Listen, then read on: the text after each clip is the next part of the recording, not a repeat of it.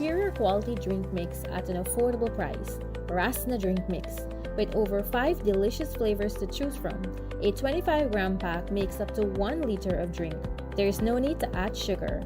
Unlike other drink mixes, Rasna is made with all natural flavors and is low in sugar. It also contains 5 essential daily vitamins and minerals. Rasna Drink Mix is available nationwide. For more information, call us on 233-2473. Rasna, endorsed by celebrities. Kaieteur Radio, keeping you informed. Demerara and Essequibo 99.1 FM. Burby's 99.5 FM. Kaieteur Radio.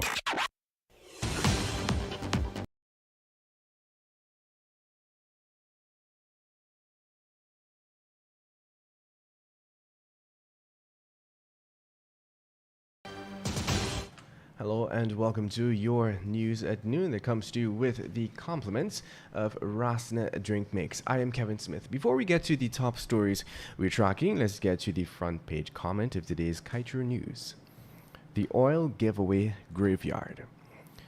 In excess of 100 billion American dollars of our oil wealth were given away by the PPPC leaders, with the coalition and civil society silently consenting. This was on the Kanji oil block alone. To cheat and insult us further, Guyana must pay the owners of Mid-Atlantic, who handed government a bill without detailed information, for 100 million Guyana dollars in pre-contract costs related to that same oil block. They gave away the Kanji oil block for free, and then the hustlers of Mid-Atlantic turned around and handed this ludicrous bill without explanation. Separately, we have asked for months on our front page who owns the Kanji and Kaieteur oil blocks. 2 men whose names first appeared on incorporation documents. The first said he cannot recall, while the other stated that his hearing is not like before. Meanwhile, President Irfan Ali and Vice President Barot Jagdeo and the coalition leaders Joseph Harman and Raffle Trotman are extremely silent. More and more, Guyana's oil is like a graveyard, frightening silence and holes dug by government and opposition leaders to bury all of us.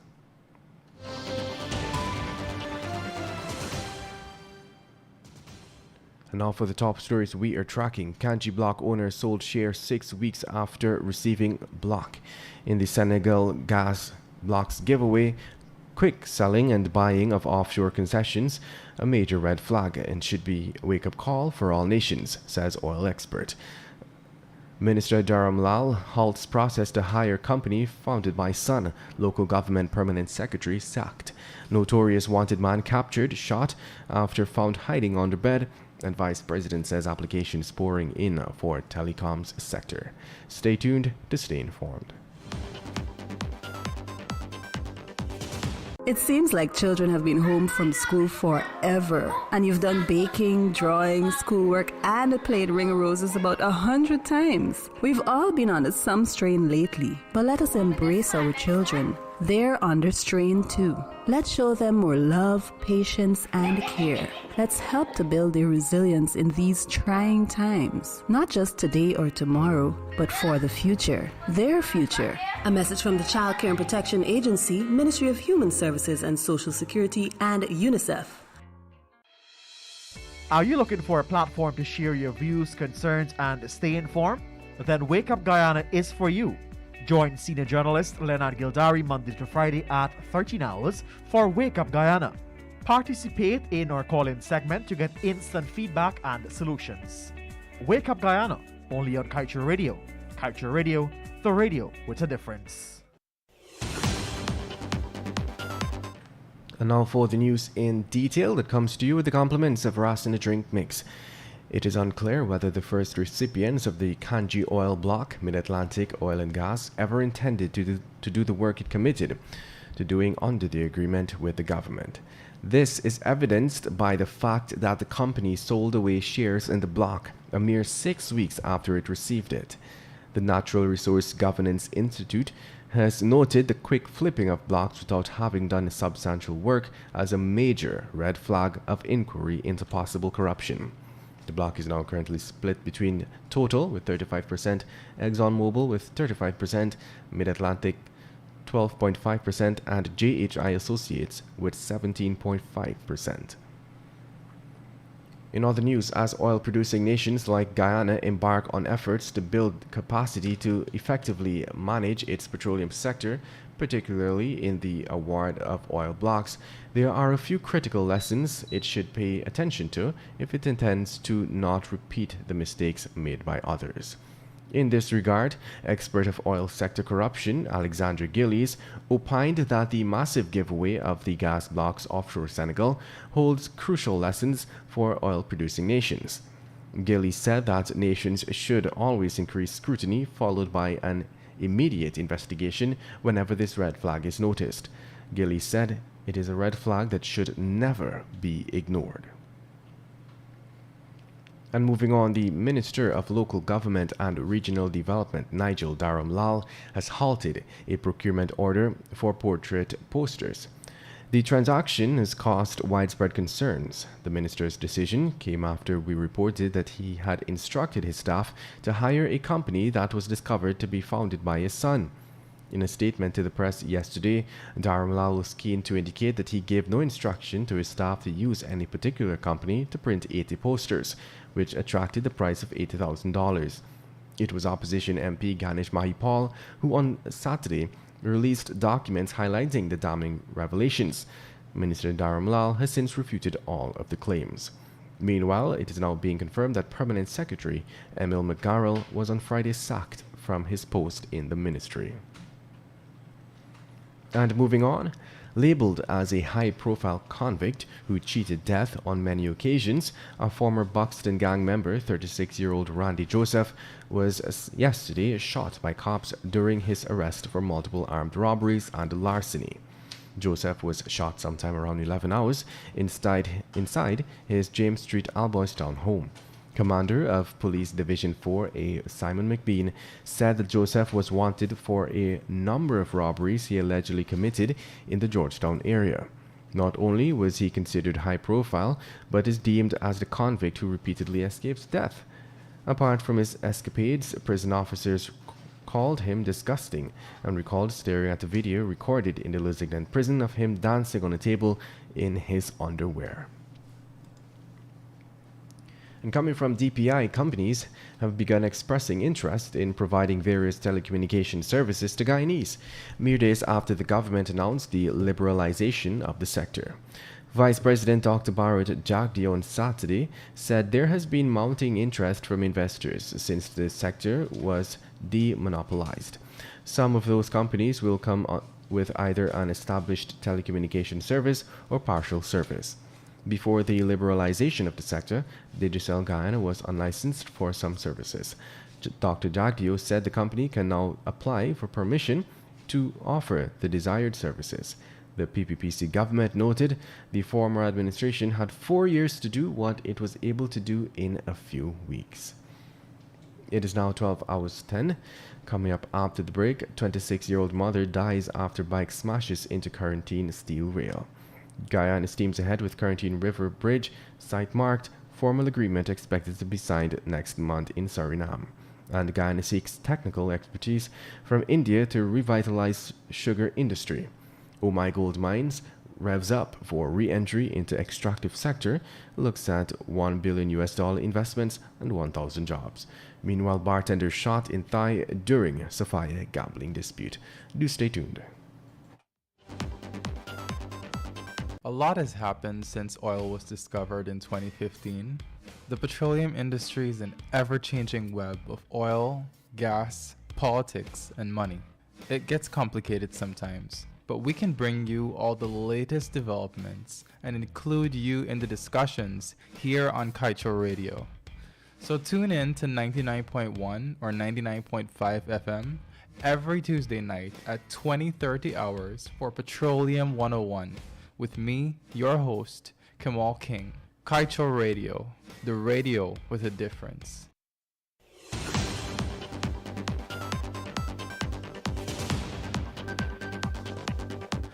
Welcome back. Let us continue with the news. A Belvedere Village Berbice woman is dead after a horrific crash at Sewell. According to the police, at just around 10 hours 45 yesterday, a motorcycle ridden by 36-year-old Kenny Tikadari of Albion Road crashed into the metal rails situated on the Sewell turn. There was a pillion rider, and that person has been identified as 26-year-old Radha Shivcharan. It is understood that Tikadari was proceeding west along the southern carriageway at a fast rate with Shivcharan seated behind. Reports are that he was negotiating the turn when he lost control and collided with the steel rail. As a result of the collision, Tikadari and Shivcharan were flung from the motorcycle. Shivcharan's body was seen wrapped around the steel rails in a mangled state. A close friend of Shivcharan said that the woman has an 8-year-old son and that her husband resides in Trinidad and Tobago.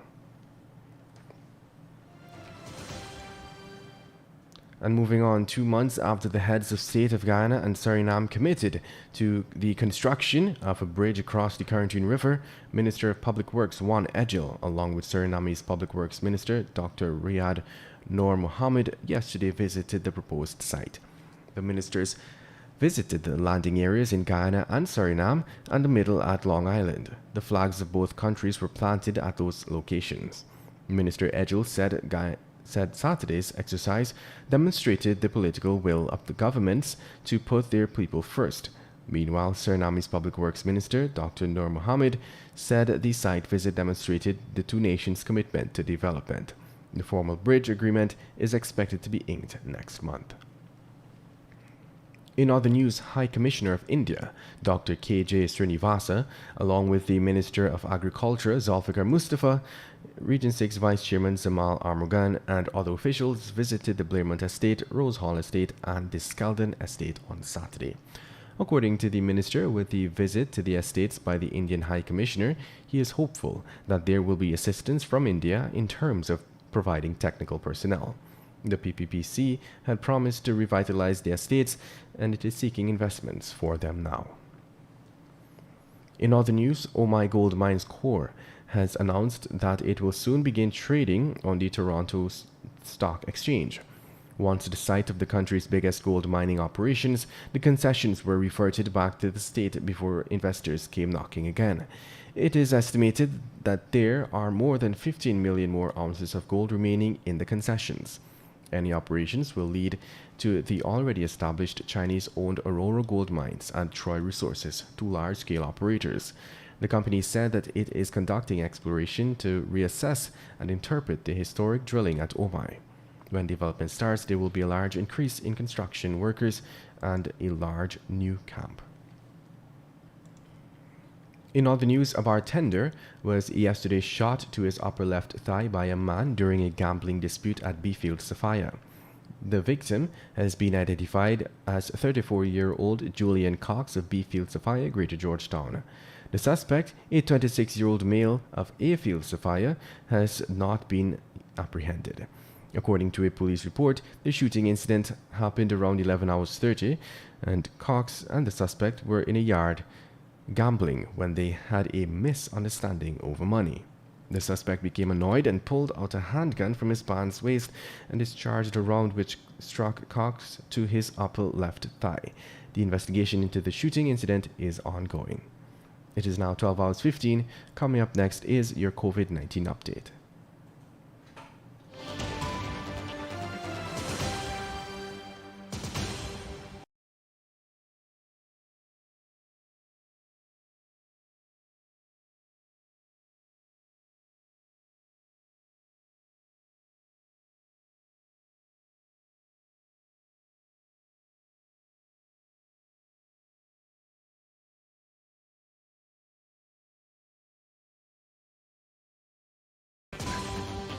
The number of worldwide coronavirus cases, according to Worldometer, has reached 37,888,271, with deaths at 1,083,161.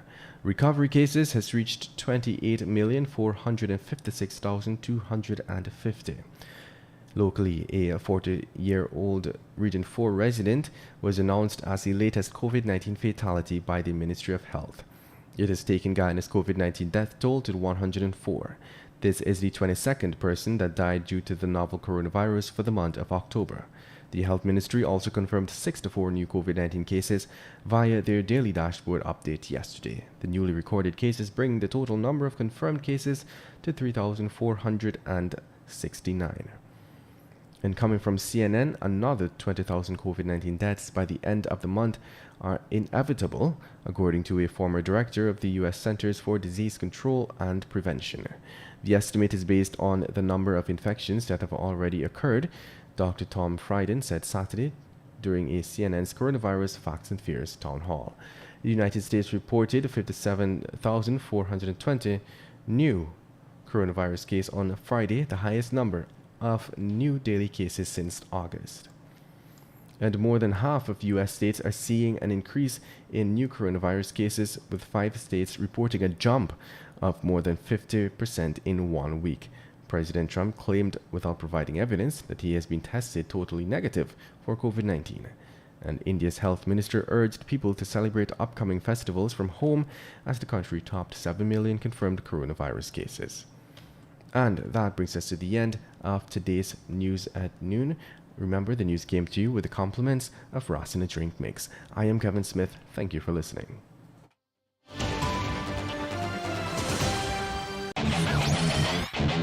Want value for your advertising